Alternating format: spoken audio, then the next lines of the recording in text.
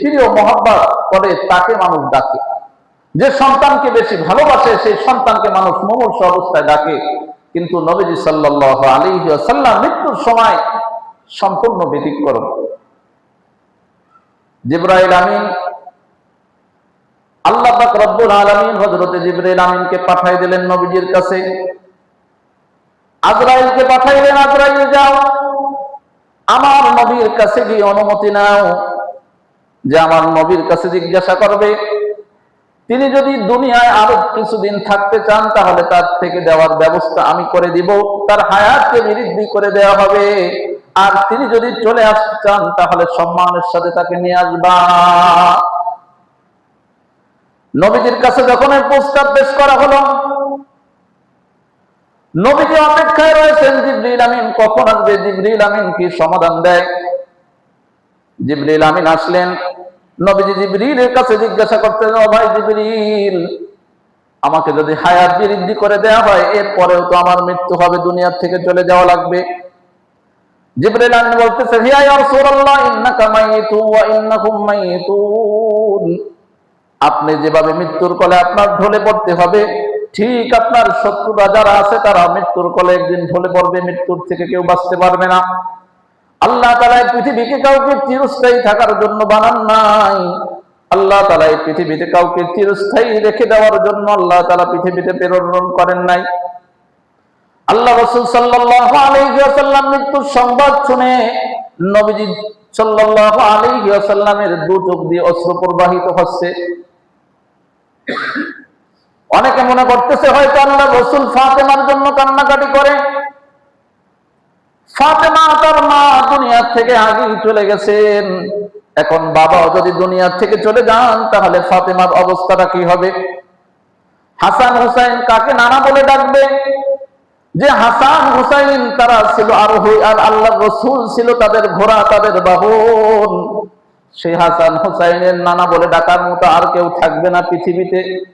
হয়তো সকলে ভাবতেছিল নবীজি এই জন্য টেনশন করতেছেন যে আমার হাসান হুসাইনের পরিণতি কি হবে, আমার হাসান হুসাইন কাকে নানা বলে ডাকবে, আমার কলিজার টুকরা ফাতেমা কাকে বাবা বলে ডাকবে। এজন্য হয়তো নবীজি সাল্লাল্লাহু আলাইহি ওয়াসাল্লাম কাঁদতেছেন।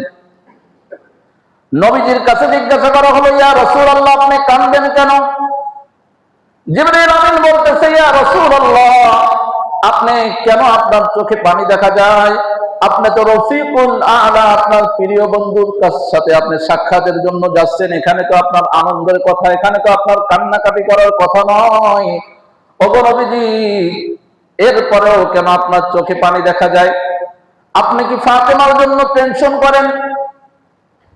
আপনার ফাতেমার জন্য কোনো টেনশনের দরকার নাই, কারণ আল্লাহ তো ঘোষণা দিয়েছেন আপনার কলিজার টুকরা ফাতেমা তিনি সমস্ত জান্নাতের রমণীদের সর্দারনী হবেন।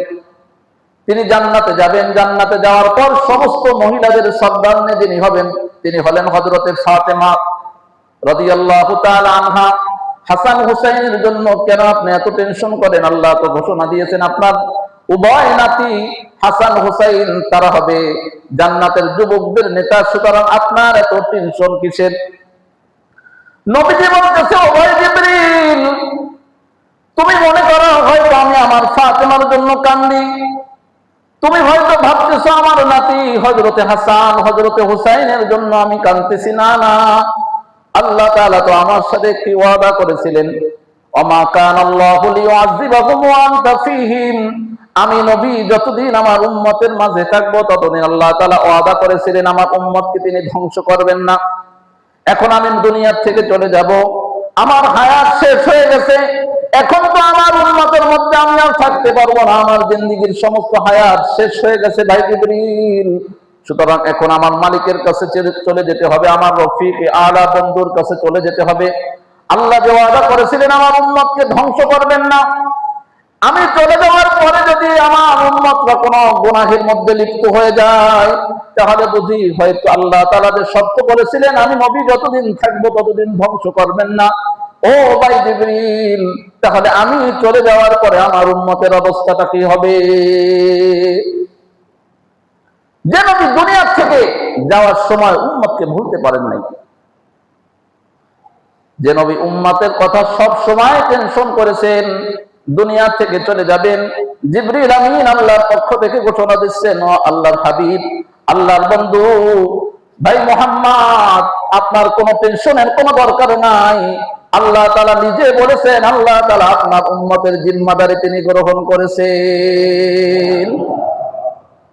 নবীজি সাল্লাল্লাহু আলাইহি ওয়াসাল্লামকে আশ্বস্ত করলেন যে আল্লাহ তাআলা আপনার উম্মতের জিম্মাদারি তিনি গ্রহণ করেছেন, সুতরাং আপনি জীবদ্দশায় যেমনি ভাবে আপনার সমস্ত উম্মতকে একসাথে ধ্বংস করে দেওয়া হবে না, ইয়া রাসূলুল্লাহ, আপনার মৃত্যুর পরেও কিয়ামতের আগ পর্যন্ত আপনার সমস্ত উম্মতকে আল্লাহ তাআলা একসাথে ধ্বংস করবেন না। আমরা অপরাধ তো কম করি না। এই পৃথিবীতে যুগে যুগে লূত আলাইহিস সালামের কওমকে আল্লাহ তাআলা ধ্বংস করেছেন, আর সামুদ জাতিকে আল্লাহ তাআলা ধ্বংস করেছেন, হযরত শুআয়ব আলাইহিস সালামের কওমের লোককে আল্লাহ তাআলা ধ্বংস করেছেন, হযরত সালেহ আলাইহিস সালামের কওমকে আল্লাহ তাআলা ধ্বংস করেছেন, এভাবে হযরত সালেহ আলাইহিস সালামের কওমকে আল্লাহ তাআলা ধ্বংস করেছেন। অসংখ্য অগণিত নবী রাসূলদের কওম যারা নাফরমানি করেছে, তাদের নাফরমানির কারণে আল্লাহ তাআলা তাদেরকে সমূলে ধ্বংস করে দিয়েছেন। এমনকি পৃথিবীতে একেবারে উল্টাই দিয়েছেন। লূত আলাইহিস সালামের কওমকে আল্লাহ তাআলা জিবরিল আমিনের মাধ্যমে এভাবে নিচ থেকে জমিনটা উঁচা করে নিয়ে একেবারে এত দূর পর্যন্ত নিয়ে গেছে যে তাদের হাঁস মুরগির আওয়াজটা পর্যন্ত আসমানের ফেরেশতারা শুনতেছিল। ওইখান থেকে উল্টা ভাবে তাদেরকে ফেলে আল্লাহ তাআলা সমূলে একসাথে সকলকে আল্লাহ তাআলা ধ্বংস করে দিয়েছেন। কিন্তু তাদের তুলনায় আমাদের অপরাধ কম না বেশি? অনেক বেশি, অনেক বেশি। তাদের তুলনায় আমাদের অপরাধ অনেক বেশি, হাজার গুণ তারা অপরাধ করেছে। একটা অপরাধের কারণে তারা ধ্বংস হয়েছে। তারা সমস্ত জাতি মিলে যে অপরাধগুলি করেছে, আমরা এক একজন মিলে সমস্ত জাতির অপরাধ একসাথে করলে যে পরিমাণ হয়, আমরা এক একজন সেই পরিমাণ অপরাধ করেছি। তারপরে আল্লাহ তাআলা আমাকে আপনাকে ধ্বংস করেন না কেন? কিসের জন্য করেন না?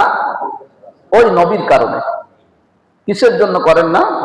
তাহলে সেই নবীকে চেনার দরকার আছে কি নাই? সেই নবীর প্রতি ভালোবাসা রাখার দরকার আছে কি নাই? অবশ্যই আছে। আল্লাহ রাসূল সাল্লাল্লাহু আলাইহি ওয়াসাল্লাম শুধু কি জীবদ্দশায় নবীজি সাল্লাল্লাহু আলাইহি ওয়াসাল্লাম উম্মতকে মহব্বত করেছেন? আল্লাহ রাসূল যদি চাইতেন, রাসূলের জন্মভূমি মক্কায়, সেখানে সব থেকে আরাম আয়েশের সাথে যে ব্যক্তি বসবাস করতে পারতেন তিনি হলেন আল্লাহর রাসূল, যাকে সমস্ত মানুষ বিশ্বাসী হিসাবে জানতো, যার নাম দিয়েছিল মক্কার মানুষ আল আমিন। কিন্তু সেই মানুষটাকেও মক্কায় থাকতে দেয় নাই নবীজির মনে হয় কোনো খারাপ আচরণের কারণে। কথা বলেন না? নবীজির লেনদেন খারাপ ছিল, এজন্য মক্কায় থাকতে পারে নাই। নবীজি মানুষের সাথে ভালো ব্যবহার করে না, এজন্য মনে হয় মক্কার মানুষ নবীজিকে তাড়িয়ে